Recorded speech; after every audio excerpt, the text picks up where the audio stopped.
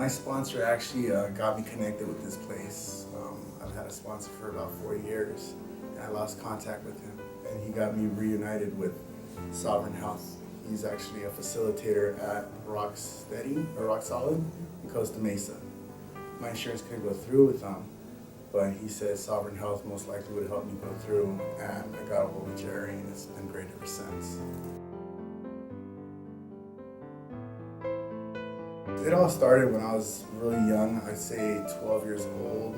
I started smoking meth, sniffing lines, smoking weed, drinking alcohol. Part of the gang life. I wanted to follow my brother and my dad's footsteps, both gang members. That's the life I chose to follow, and I knew it was the wrong thing to do, but I literally did drugs every day until I'd go to juvenile hall. Go to juvenile hall, do 6 months, get out, go right back to drugs. Straight drugs, gang, 3 months out, get busted, do 5 months, 6 months, 7 months, 8 months.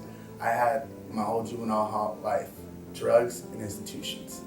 As soon as I hit 18, I got on adult probation. Lasted a year, drugs, went on the run from probation, went to prison, did 29 months, did drugs when I was in prison, knew no better. Got out of prison. I actually did a year sober, followed the program from parole so I could manipulate it and see when I could use, figured out when I could use, started using, and then from 21 to 25, I got off parole. I did 3 years high control, so I did 2 years using straight, got off parole. My dad passed away when I was 25.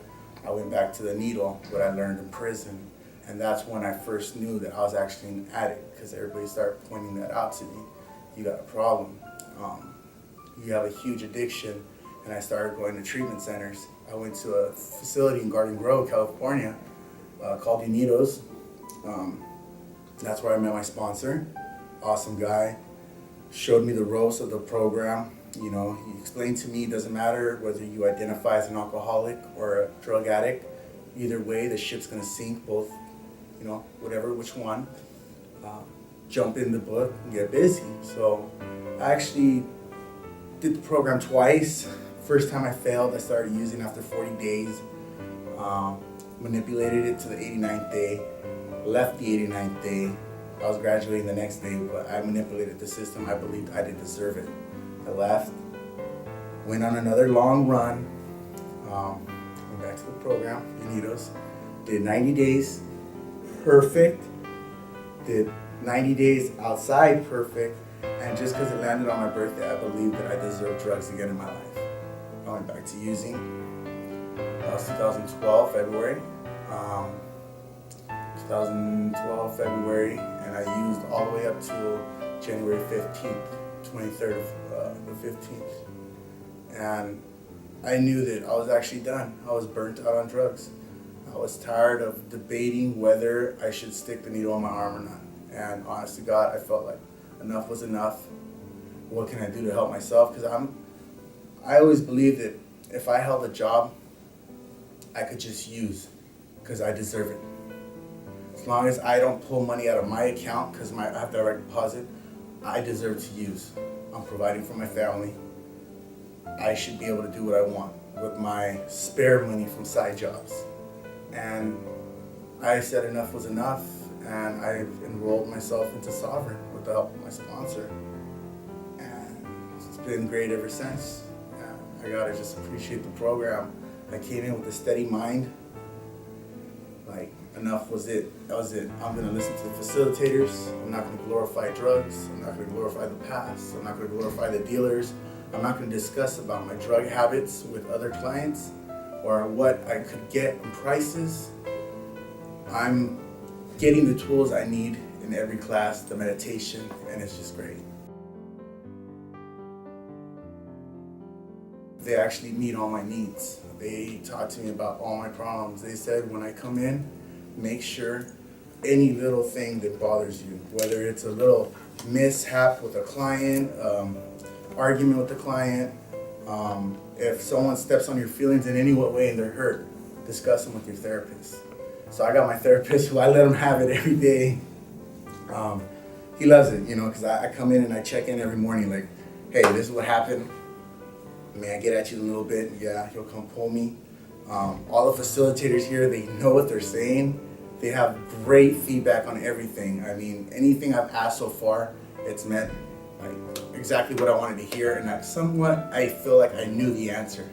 But their reassuring has just helped me in so much more ways than others.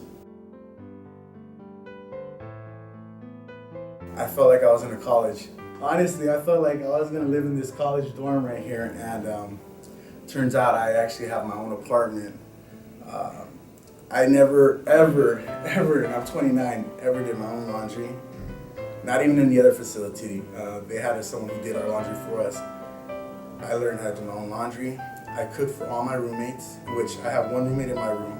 There's another apartment with 2 other roommates. I make breakfast for 4 guys every morning. They already have a set schedule. They do those cleaning. The house is clean. I do my laundry every other day, and I'm with it. I actually look forward to doing it.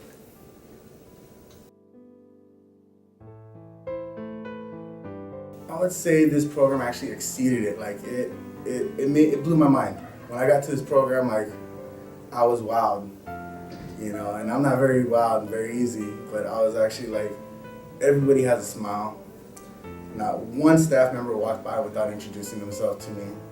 And that's where I learned that habit alone too, is to introduce myself to the new person, just so they don't feel that unwelcomeness or alone. So it's actually it helped me be a better person all in all. I'm getting great feedback on my own recovery too, so it's awesome.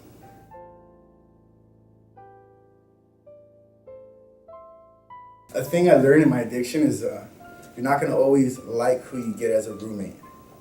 But depending on where your flaws are in your addiction, like mine, I honestly identify as a jealous person, self-seeking, anything gratitude for me. I have a huge anger management problem, and I already identified that here with the staff, and we're working on that.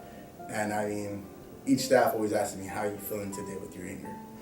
And sometimes clients have a different way of living, and I have to adjust, but also help them in a way of fixing that behavioral thing. So honestly, I got a roommate who wanted to leave. I talked to him last night. He told me he loved me and that he's happy he's here, and he's happy that he's doing 30 days with me. And we got here at the same time. I have another roommate who's debating to leave, but he thought that I was mad that he drank my coffee. But in reality, it's not that I was mad. I was angry. The fact that he didn't ask me, he waited till after to say, hey, he drank it, and we worked it out. We talked about it. I made him dinner last night, and he even told me right after, he said, hey man, I appreciate you talking to me. I said, you know what, just whenever I'm mad, just stay clear, and then as soon as I diffuse, I'll talk to you. I'm not here to hold grudges, because grudges ain't gonna get you nowhere. That causes resentment, causes tension, and it's just something I'm learning how to deal with. So residents, they're good.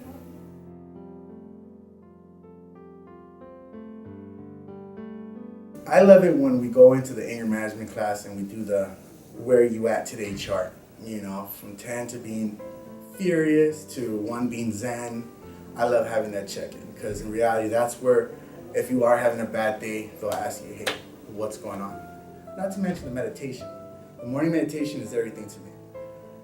I feel like all that energy that I have in the morning, the cleaning, the cooking, everything kind of just calms down. We're in class. Where am I going to go today? What am I going to learn? Meditation.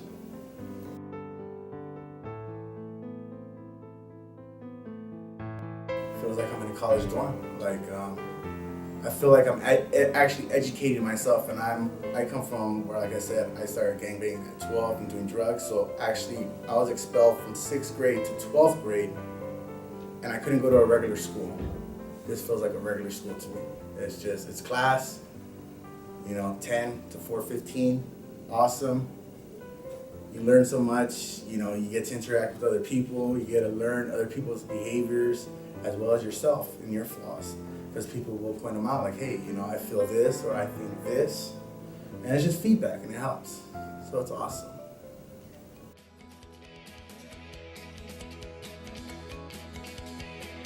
What they do really well is actually help family members reconnect. And that's what's awesome.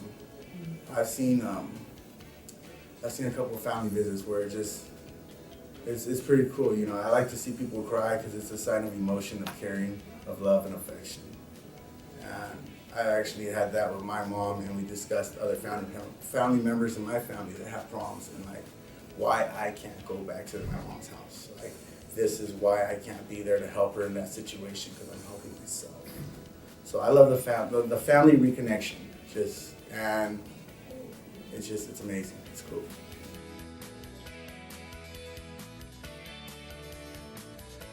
Calm and steadiness, self-confidence, knowing that I deserve more, because they tell me that every day, and that's something I never heard as a kid growing up. Like, you deserve better, you deserve more, you can do so much more with your life. You're so talented. And the more I sit here and I tell myself, oh, I'm just a drug addict, it's actually a put down, you know. Hey, I'm an addict in recovery, you know, you're getting better, you know, you're bettering yourself, you're growing spiritually, mentally, you know, because the truth of the matter is like, when you start drugs, your mind stays where it's at. So I had that childish behavior. I'm the top guy, I'm the top dog, I'm gonna beat everybody up, I'm gonna be the Billy Badass in the class, and it's not even like that. You know, I get a lot of times someone will say, hey, you know, you're pretty intimidating, you look pretty intimidating, and the truth of the matter is, I'm actually one of the nicest guys here. Like, I choose to be friendly, no matter where you come from, whatever nationality you are, it doesn't even matter anymore. That's old behavior, and I'm getting rid of it.